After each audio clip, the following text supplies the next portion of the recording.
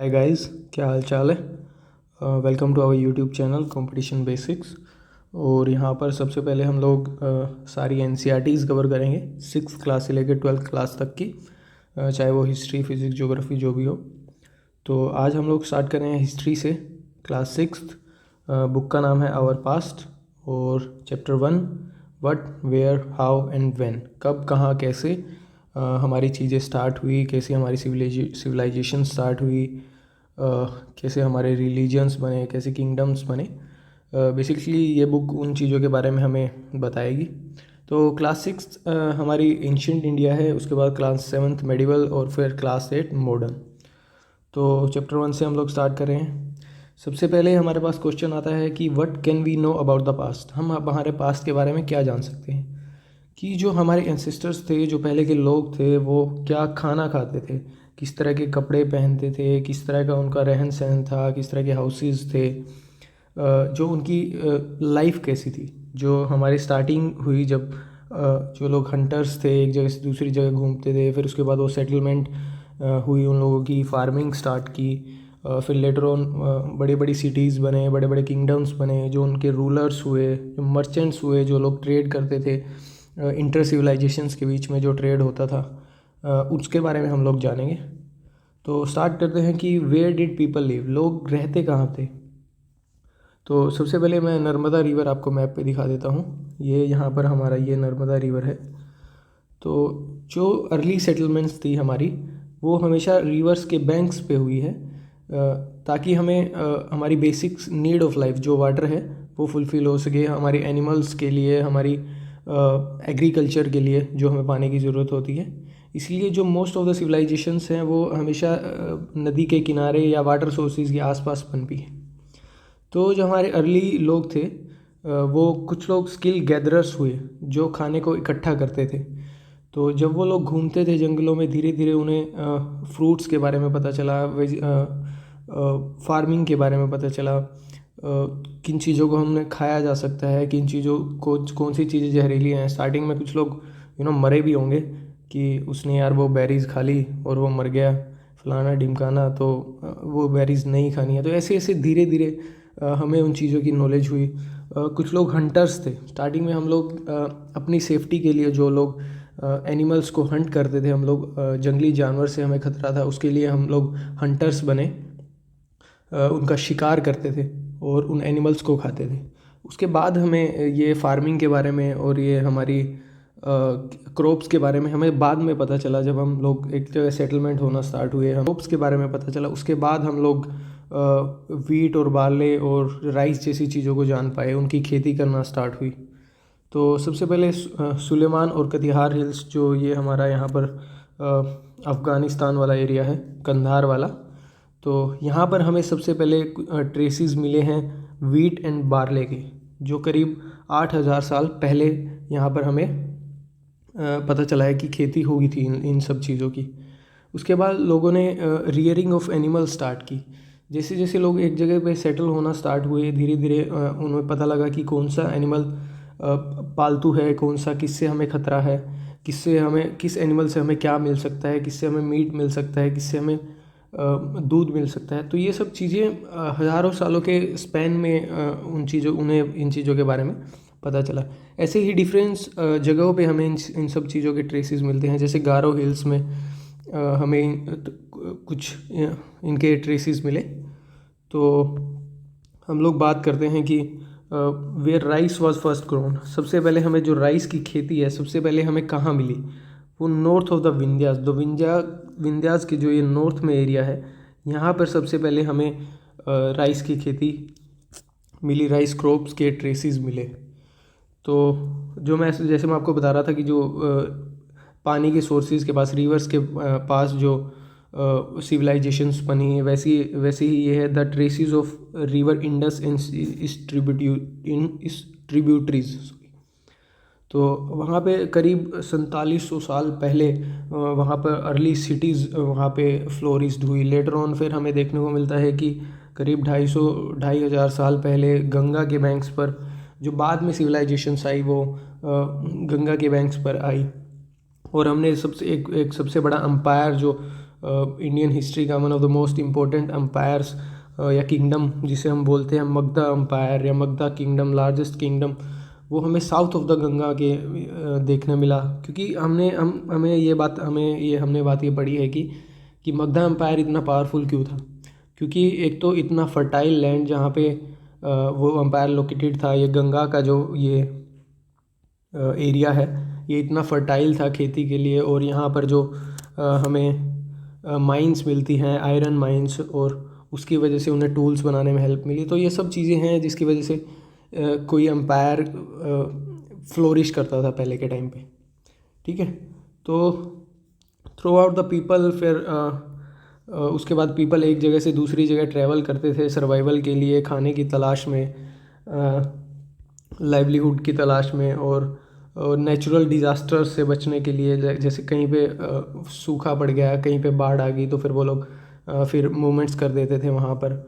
और कुछ लोग लेटर ऑन हमने देखा कि आर्मीज़ मार्च हुई, कि एक तरह से जैसे हमने देखा कि दूसरे अपने एम्पायर्स को बड़ा करने के लिए, जगहों को जीतने के लिए, तो आर्मीज़ एक जगह से दूसरी जगह मार्च करती थी। जो हमारे मर्चेंट्स थे, ट्रैवलर्स थे, वो अपने गुड्स को एक जगह से दूसरी जगह बेचने जाते थे, उनका ट्रेड करते थे बेसिकली। एंड रिलीजियस टीचर्स थे हमारे पास, जो एक विलेज से दूसरी जगह, इवन हमने देखा कि कैसे हमारे चाइनीज़ पिलग्रिम्स हमारे यहाँ पर आते थे, चाइनीज़ सेंट्स हमारे यहाँ पर आते थे, जो कि हमारी रिलीजियस स्क्रिप्चर्स को स्टडी करते थे और फिर उन्हें अपने साथ लेके जाते थे।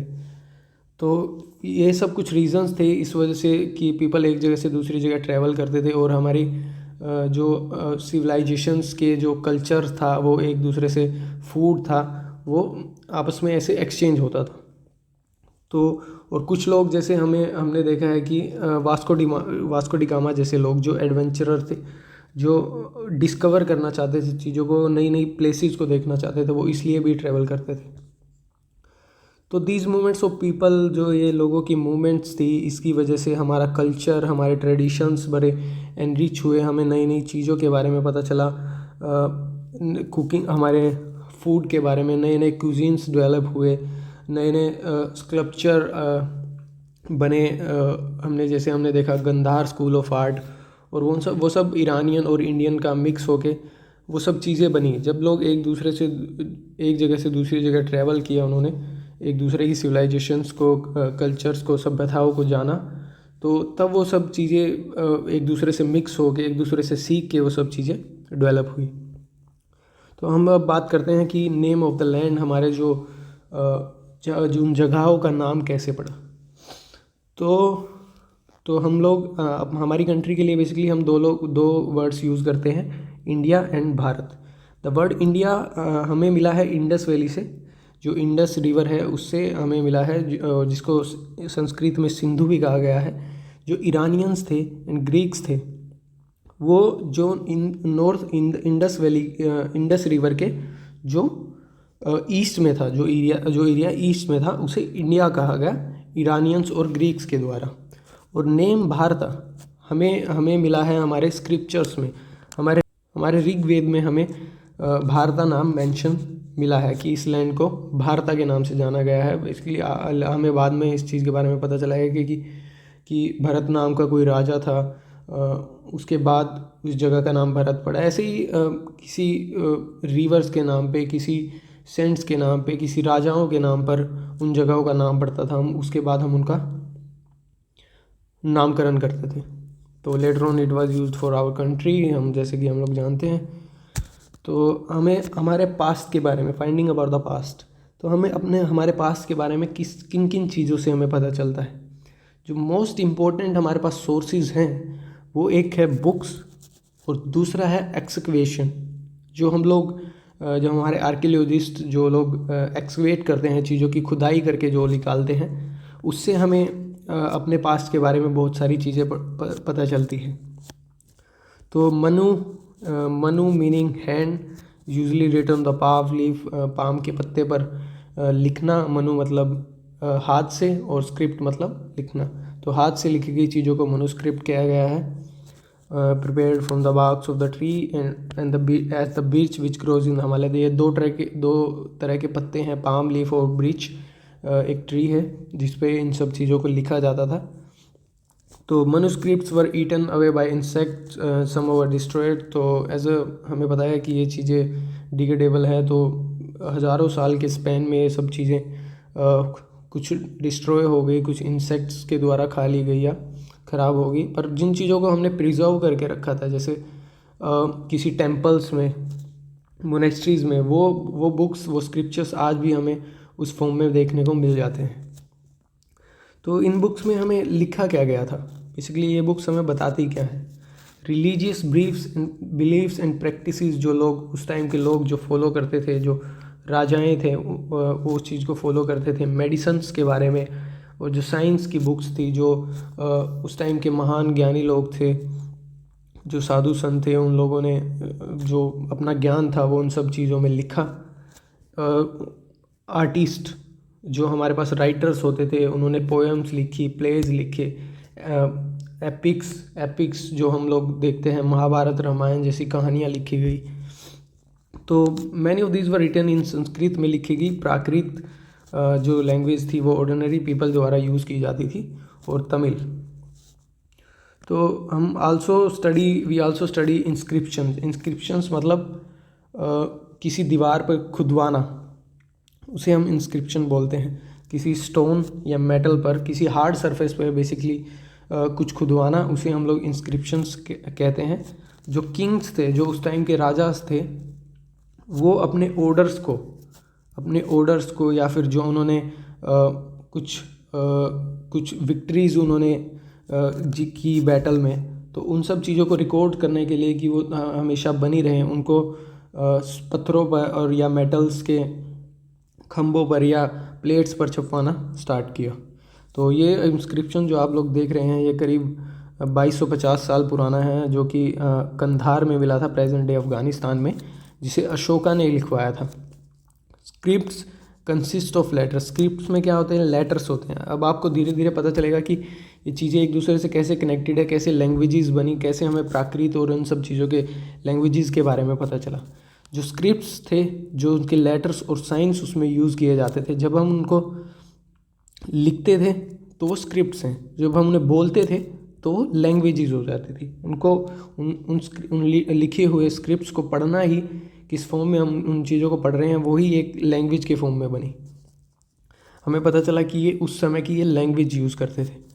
तो यहाँ पर दो लैंग्वेजेस में दो डिफरेंट स्क्रिप्ट्स लिखी हुई हैं। ऊपर वाला लिखा है ग्रीक में और नीचे वाला लिखा है अरेमिक में। तो ये दो लैंग्वेजेस का मतलब आपको पता है कि जो ऊपर वाली है ये, और ऊपर वाली ग्रीक में और नीचे वाली अरेमिक में क्यों लिखा है? क्योंकि जो अलग अलग डिफरेंट जगह के लोग थे, वो अलग अलग लैंग्वेजेस बोलते थे, अलग अलग स्क्रिप्ट्स को समझते थे, तो ताकि हर एक को समझ में आए। जैसे अभी हमने देखा कि जो ऑर्डिनरी पीपल्स तो वो प्राकृत यूज़ करते थे, और जो स्कॉलर्स थे वो लोग संस्कृत यूज़ करते, तो इसलिए अलग अलग लैंग्वेजेस में लिखा जाता था ताकि दोनों को वो चीज़ें समझ सकें। तो इन सब चीज़ों का एक फ़ायदा हमारे हिस्टोरियंस ने इनका ऐसे उठाया कि वो लोग इन सब चीज़ों को, लेटर्स को कंपेयर करके आपको आगे पता चलेगा कि वो इन चीज़ों को डिसाइफर कर पाए। आप समझ रहे हैं कि भाई लैंग्वेज को, ये प्राकृत लैंग्वेज और ये आज के समय में तो हम लोग नहीं बोलते, तो हम इन चीज़ों को कैसे समझ पाए? तो इन चीज़ों के कंपैरिजन से, लेटर टू लेटर कंपैरिजन्स करके, जो लोग, जैसे कोई ग्रीक जानता है पर उसे अरेमिक नहीं आती, तो उसने इन चीज़ों को कंपेयर किया, सिंबल्स को कंपेयर किया, लेटर्स को कंपेयर किया, और फिर उन्होंने अलॉट किया कि भाई हाँ, इस लेटर का मतलब ये है। तो ऐसे उन्होंने इन लैंग्वेज को डिसाइफर किया, इन लैंग्वेजेस को समझा। ठीक है। तो और हमारे क्या मिलता है एक्सकवेशन से खोद कर? टूल्स जो हमें मिले, वेपन्स, पोर्ट्स, ऑर्नामेंट्स, कोइंस जो हमें मिले, वो हमें डिफरेंट टाइमलाइंस के बारे में बताते हैं कि भाई ये कोइन इतने साल पुराना है, ये कोइन इस राजा ने, बहुत सारे राजा अपने कोइन छपवाते थे जिस पे अपना नाम खुदवाना या अपनी पिक्चर पोर्ट्रे करना। तो उन सब चीज़ों से हमें बहुत सारी चीज़ों के बारे में पता चला। और फिर हमारे पास आता है बोन्स, बेक्ड क्ले और मेटल्स। ये बेक्ड क्ले का मतलब पता है आपको क्या है? कि बेक्ड क्ले क्यों यूज़ करते थे, ताकि वो चीज़ें मजबूत बने। आपको पता है कि एक पकी हुई ईंट जो आज हम लोग अपने घरों में यूज़ करते हैं कितनी मजबूत होती है। तो वो बेकिंग की टेक्निक उन्होंने इतने साल पहले वो लोग ईजाद कर रही थी कि ताकि वो चीज़ें लंबे समय तक सर्वाइव कर सकें, एक survive for the long time. तो ये पोर्ट हमें दिखाया गया है जो कि अबाउट 4700 साल पहले का पोर्ट है। और ये ओल्ड सिल्वर कॉइन्स जिन पे ऐसे स्टैम्प से सिंबल्स और ये सब बनाए गए हैं। Archaeologists also look for the bones, और एनिमल्स की बोन्स के बारे में, फिशेस की बोन्स और बर्ड्स के फोसिल्स को ढूंढते थे, रिमेन्स ऑफ द प्लांट्स, ताकि उन्हें पता चले कि उस टाइम पे किस किस तरह के जानवर सर्वाइव करते थे। ठीक है, pieces of burned woods, grain, seeds of grains, and they survive in a chart form. Chart का मतलब होता है चीज़ों को थोड़ा भून लेना, जैसे हम लोग आज भुने चने या जो भी हम लोग यूज़ करते हैं, भून कर उनका लाइफ स्पैन हम बढ़ा देते थे ताकि वो लंबे समय तक चल पाए, लंबे समय तक एडिबल हो। ठीक है, तो और पास्ट और मैनी, अब ये हमें बताता है कि हमारे पास वन पास्ट या अलग अलग पास्ट थे। तो ये सब चीज़ें अब ये स्टार्ट होता है कि the past was different for different groups of people, कि हर एक पीपल का पास्ट अलग है, हर एक लोग का पास्ट, हर एक लोगों का पास्ट अलग है। लाइफ्स ऑफ हर्डर्स और फार्मर्स, उन्होंने अलग तरह की लाइफ जी है, और किंग्स और क्वीन ने अलग तरह की लाइफ जी है। कि किंग्स और क्वीन का पास्ट अलग है, उन्हें डिफरेंट अलग अलग चीज़ों से डील करना पड़ता था। फार्मर्स का जो लाइफस्टाइल था बेसिकली वो खेती करना और उन सब चीज़ों में रहते थे कि हमें ये धान उगानी है, इतना टैक्स देना है, ये देना है। और किंग्स अलग अलग अपने रूल्स और बैटल्स में बिजी रहते थे, अपने टैक्सीज में और डेवलपमेंट में, फोर्ट्स बनाना।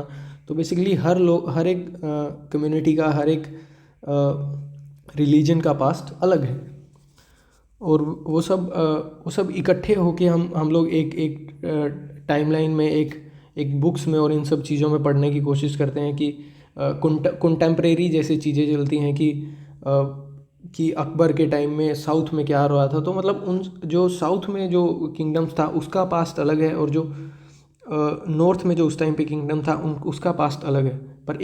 पर वो एक समय में कंटेम्प्रेरी थे, तो उन सब के बीच में क्या रिलेशन था, हम उन सब चीज़ों के बारे में हम लोग पता करते हैं। उनके ट्रेड्स थे और इन लड़ाइयों से, उन सब चीज़ों के बारे में हम लोग पता करते हैं।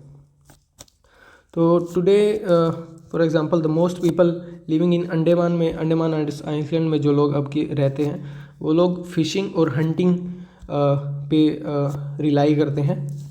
और जो लोग शहरों में रहते हैं, जैसे हम लोग शहरों में रहते हैं, हम लोग फूड सप्लाईज़ में, दूध के लिए, खाने के लिए हम लोग सप्लाईज़ पे रिलाई करते हैं।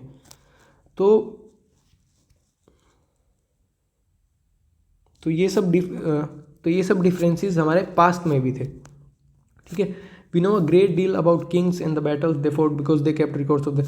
हमें बहुत सारी चीज़ें हमारे किंग्स के बारे में, राजाओं के बारे में, हमारे बैटल्स के बारे में हमारे पास इतने रिकॉर्ड्स कैसे हैं, क्योंकि वो लोग उन सब का रिकॉर्ड करते थे, उन सब को छपवाते थे। उन सब का बड़े बड़े राइटर्स जो हमने देखे हैं कि कोर्ट पोएट्स होते थे, वो लोग उस राजा की विक्ट्रीज़ के बारे में लिखते थे, और राजाज अपने इंस्क्रिप्शन करवाते थे। तो इसलिए हमें उन सब चीज़ों के बारे में ज़्यादा पता है। तो फिशिंग फोक्स, गैदरर, फार्मर्स और herders do not keep record, तो उन्होंने कभी अपना रिकॉर्ड नहीं समझा, उन्हें तो बस बेसिक अपना जीवन यापन करना है, कमाना और खाना। तो डेट्स के बारे में बात करते हैं। डेट्स हम लोग यूज़ करते हैं बीसी, हमने जहाँ पे टाइमलाइन की रीयूज़ किया है उसका मतलब before Christ. This stand for two letters. AD जो हमने यूज़ किया है उसका मतलब है एनो डोमिनो, मतलब in the year of the Lord, जो क्रिस्ट के बाद में। और सी, या फिर हम उसको सी बोल सकते हैं, कॉमन एरा, या BC, before common era. Christ era is now use for the most countries, जो मोस्ट ऑफ द कंट्रीज़ ये यूज़ करती हैं। यहाँ पे जो मैं डिसाइफरमेंट के बारे में आपको बता रहा था कि कैसे दो स्क्रिप्ट्स को कंपेयर करके हम लोग उन चीज़ों को डिसाइफर करते थे। तो इसके ऊपर एक मूवी है अराइवल करके, जिसमें क्या होता है कि स्पेस से कुछ लोग एलियंस आते हैं, और उनसे बात करने के लिए, उनकी लैंग्वेज को समझने के लिए हम एक लिंग्विस्टिक्स एक लिंग्विस्टिक होती है, मतलब जो अलग अलग भाषाओं का ज्ञान रखते हैं उसे लिंग्विस्टिक बोलते हैं। तो उसने कैसे उन सब के जो सिंबल्स वो लोग छोड़ते थे, एक लिक्विड सा, वो आप देखोगे तो मूवी आपको समझ आएगी, बड़ी इंटरेस्टिंग मूवी है। तो कैसे उसने उन सब चीज़ों को डिसाइफर करके उनसे बात की। तो वो तो चलो ये सब चीज़ें हमारे पास्ट की हैं, हमारे पास रिटर्न है, पर उस मूवी में कैसे दिखाया गया है कि कैसे उसने एलियन से कॉन्टैक्ट किया। मतलब आज के टाइम पे भी इन सब चीज़ों का बड़ा इम्पोर्टेंस है। ठीक है, तो ये वही उसके बारे में बताया गया है ऊपर, ये मूवी का नाम। तो बस दिस इज़ इट, ये फर्स्ट चैप्टर है, और मिलेंगे आपको जल्दी सेकंड चैप्टर में। until then tata bye bye, जल्दी मिलते हैं। Okay, thanks for watching, thank you so much.